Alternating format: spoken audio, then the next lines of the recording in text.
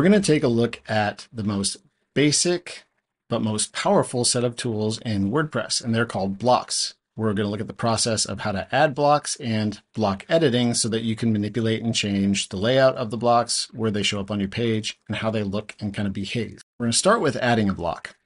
Now, when you're in the editor, and any editor, whether that's for a type of content, a page, a post, or a template on your site, the site editor itself, you're going to look for a plus sign. At the top left side of the navigation, you'll see the block inserter is what it's called. It's a plus sign. So we're going to start with that.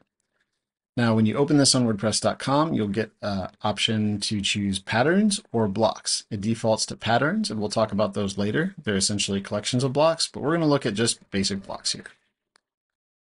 You'll get a whole list of what the blocks are, and if you hover over any of them, you'll get a preview of what those blocks look like. So I'm going to click on a video and pretend that I'm going to add that video in here. You'll see that that added it down here on the page where I can upload it, choose it from my media library, or add it from a URL. Now I'm going to select that. I'm actually going to delete it, which I can use the backspace or delete key.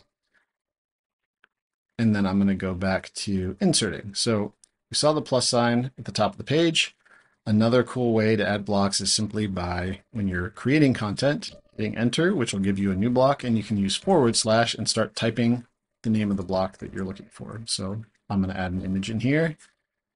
I can simply select it from my media library and add a new bird into the mix. Again, you can select it and hit the delete key, or you can use the options and remove it if you put something in there that you don't want to keep.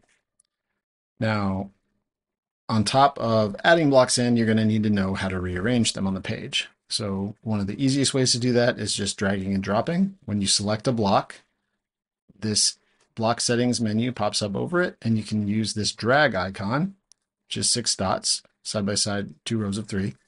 Click and just drag it down to where you want it to show up, or up on the page where you want it to show up. And that blue line will give you an indicator of where it's going to be when you let go.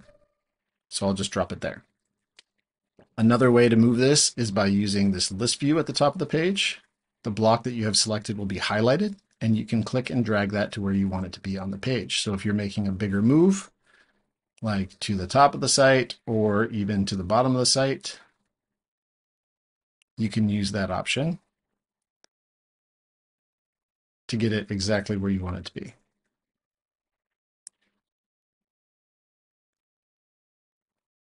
Now let's start playing with the settings for the block itself.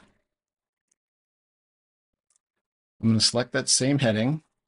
And again, what you're going to see is the initial settings bar will give you the most common options that people use. So in this case, since it's basic text, it looks like kind of like a doc editor would. You can align the text, you can choose what heading it is, you can kind of control the font treatment that it gets or the style it gets. And you can do some basic things with that, which is fine. When you want to do more with that block, you can use this options selection with the vertical ellipses and go to show more settings. That's going to open up a new toolbar on the right side of the page. You'll see block to indicate that you're in the block settings, and you'll see the name of the block at the top so you know what you're editing.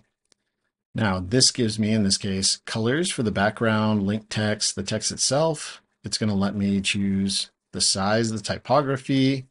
It's going to let me choose the treatment of the typography. It'll give me line height if I want to adjust that. And what's really cool is some of the times, like with typography, you can use this menu here, the ellipses, and see more options and make those available as well. So if I wanted to choose from fonts and I want letter spacing, I can add those in here. And I can adjust it, and it really changes how it looks. Obviously, nobody can read that if I add 100 letter spacing to it, but I can spread it out and kind of change the look and the feel. So if I change the colors, I change the font, I change the treatment, all of a sudden that heading looks totally different. I didn't have to do any code. I didn't have to do anything crazy. I just used the block settings, which is pretty cool. Now, each block has a different set of settings available. A heading is pretty basic because it's text essentially. Images can get a little more complicated. You can add effects, you can add borders, you can kind of choose the cropping of the image, and you can convert it to different blocks as well, which we're not going to dive into now. So play around with your blocks, play around with the settings for the blocks, and get comfortable navigating how to rearrange blocks on the page and add them to your content. And then you're going to be ready to move on to patterns.